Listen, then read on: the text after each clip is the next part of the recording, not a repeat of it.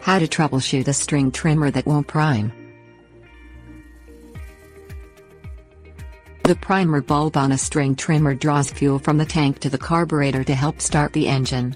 This small plastic bulb and attached line can get clogged or kinked. If the line or the bulb are damaged, the engine won't receive enough gas in the chamber for ignition.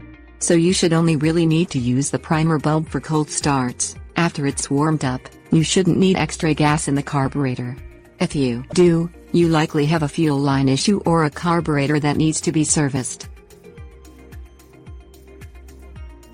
Things you will need: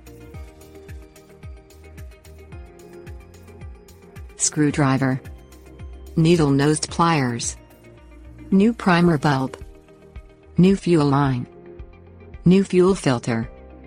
Inspect the primer bulb for any visual cracks or holes. Inspect the visible line for any kinks or tangles. Locate the carburetor. On most trimmer engines, the carburetor will be near the air filter, choke and primer bulb. You may need to use the screwdriver to remove the air filter/muffler cover to access the carburetor. Use the needle nose pliers to pull off the two fuel lines connected to the carburetor. Hold the carburetor and engine upside down and look for any drops of fuel.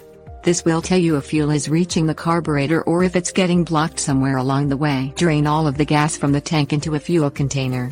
Use the needle-nosed pliers to pull out the old fuel filter and fuel line from the engine. Replace the fuel line and fuel filter.